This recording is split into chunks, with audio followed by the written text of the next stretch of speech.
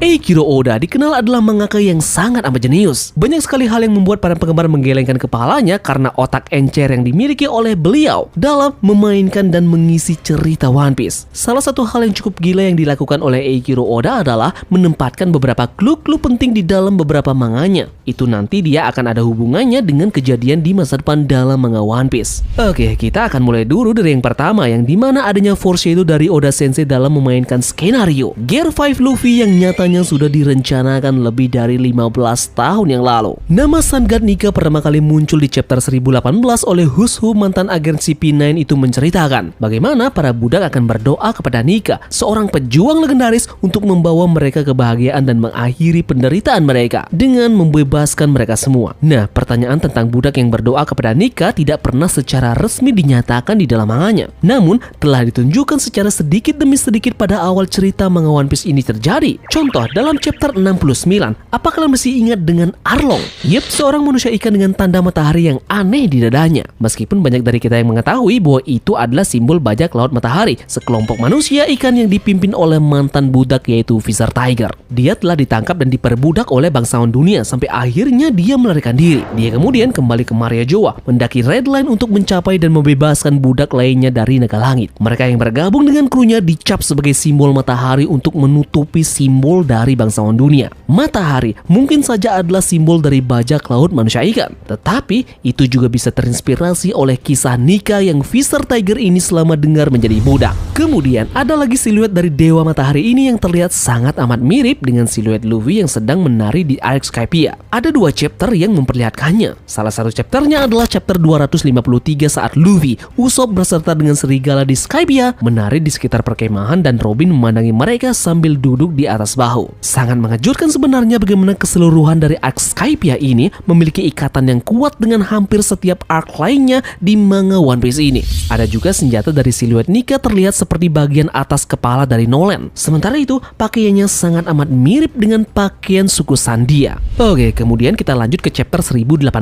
Di sana tidak hanya mengungkapkan nama Dewa Matahari, namun juga memberikan gambar dirinya dalam bentuk siluet. Prajurit legendaris itu memegang tombak dan juga pedang, tersenyum lebar dan mengenakan pakaian yang mirip dengan pakaian Sandia. Nah, mengetahui Skypiea adalah cerita tentang membebaskan rakyat dari Dewa Tirani. Kemudian, Dewa Matahari dikenal membawa senyum dan mengakhiri penderitaan dari orang. Itu pun berakhir dengan pesta api unggun yang menyenangkan. Skypiea mungkin adalah foreshadow yang paling jelas diberikan oleh Oda Sensei kepada kita di awal sebenarnya dari buah iblis Luffy, selain tentunya simbol dari bajak laut matahari yang Tamagon jabarkan tadi. Beberapa kali juga disebutkan bahwa tanda petik fajar dunia akan datang dan seseorang yang spesial akan membawa perubahan besar ini. Pada chapter 877, Pedro memberitahu Carrot bahwa dia percaya Luffy akan menjadi orang yang memimpin dunia menuju fajar. Mengetahui kebenaran tentang kekuatan sang Dewa Nika ini, begitu banyak adegan di One Piece yang dikonsep sedemikian rupa seolah-olah terdapat pengulangan tema di dalamnya. Contoh, semua pulau yang telah dibebaskan oleh Luffy dari penderitaan, semua senyum dan kebahagiaan yang dia bawa kepada orang-orang yang dia temui. Belum lagi kita mengetahui ada sisipan kata rahasia di dalam lirik dari Bing's Nosek yang sering dibawakan oleh Brook. Sepertinya seluruh kebangkitan Nika telah diramalkan oleh lagu Bing's Nosek selama lebih dari 15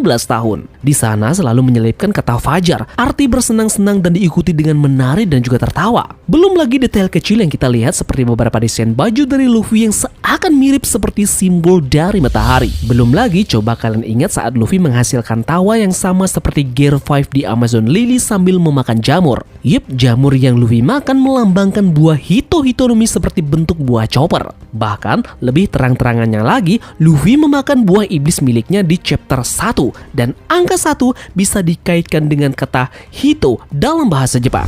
Satu kata buat Oda, terstruktur. Tampaknya Eiichiro Oda benar-benar telah menyiapkan Luffy untuk menjadi Joy Boy berikutnya sejak awal. Kemudian ada juga beberapa foreshadow yang menarik untuk kita bahas dan bagaimana Oda Sensei memberikan detail kecil yang mungkin dari kalian tidak ketahui hal ini. Pertama, raksasa ini adalah salah satu orang yang bisa kita lihat di Punk Hazard yang dia mengamati penelitian dari Caesar Clone. Dia menggunakan senjata kapak dan raksasa ini adalah perempuan. Tahukah kalian bahwa sebenarnya awal desain terbentuknya karakter Nami itu menggunakan senjata kapak yang dibuat langsung oleh Eiichiro Oda sangat persis sekali seperti apa yang kita lihat pada raksasa ini. Gambaran wajah dan struktur wajahnya pun begitu mirip dengan Nami, apalagi dia menggunakan senjata kapaknya. Nah, apakah akan ada hal yang menarik yang menyangkut dengan Nami di Pulau Elbaf ini nantinya yang mengacu pada gambaran raksasa ini? Kemudian ada lagi foreshadow yang kurang lebih sangat amat mencurigakan. Kita bisa melihat dalam panel ini Otama sedang berkunjung ke sebuah makam. Nah, di makam tersebut terdapat batu nisan yang terdapat huruf kanji Jepang. Tulisan hiragana pada kuburan salah satu orang tua Otama memiliki nama keluarga yang sangat amat mirip dengan kata Kurozumi. Apakah Tama berasal dari keluarga Kurozumi? Namun ada fakta yang juga mencengangkan, yaitu Orochi dan juga Otama memiliki kesamaan warna rambut. Rambut mereka sama-sama berwarna ungu. Namun ini belum dapat disimpulkan karena Kanjuro justru berwarna merah. Atau apakah rambut dari klan Kurozumi ini berwarna-warni? Tamukan akan sedikit membahas teori liar mengenai Otama yang termasuk ke dalam klan Kurozumi ini. Kurozumi berarti batu bara hitam dalam bahasa Jepang. Ini adalah satu-satunya nama keluarga dari 6 keluarga besar di negeri Wano yang tidak mengandung kata bulan. Perhatikan bahwa ada beberapa diskriminasi historis yang tampaknya menjadi domba hitam dalam klan Wano. Kemungkinan besar tidak adanya kata bulan dan perbedaannya dari klan lainnya mungkin karena asal-usulnya. Tentunya mereka tidak berasal dari tempat yang sama dan pada suatu saat telah bergabung dengan keluarga Wano lainnya. Bukan suatu kebetulan juga bahwa semua anggota klan ini yang sudah diketahui adalah pemilik buah iblis. Mereka semua adalah user dari buah iblis. Bisa jadi fakta bahwa secara historis mereka telah menjaga dan mempelajari Akuma no Mi alias buah iblis. Uniknya juga coba kalian lihat pada simbol klan Kurozumi. Itu sepertinya agak mirip bukan dengan pintu masuk ke area Wano. Jadi mungkinkah ada hal yang berhubungan dengan Zuniza dan Kurozumi dalam membuka perbatasan Wano ini nantinya?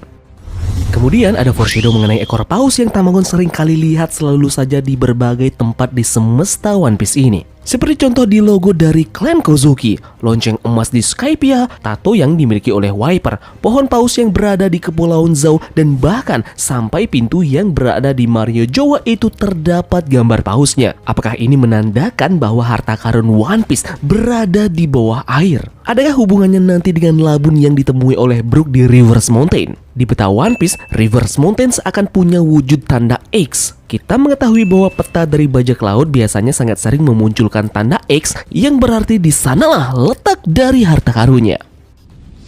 Ada juga foreshadow yang lebih gila lagi. Apa kalian masih ingat dengan Dr. Kureha? Jika kalian eja nama dari Dr. Kureha dalam bahasa Jepang, kalian akan mendapatkan beberapa nomor unik yang terkandung dalam namanya dengan nomor 908. Nah, sekarang coba kalian searching chapter 908. Di sana membuat bagaimana Reverie beserta dengan kemunculan dari Im Sama. Plot twist yang paling gila, Kureha adalah orang pertama yang berbicara tentang kehendak Di dan telah berbicara tentang rahasia untuk memperpanjang hidupnya.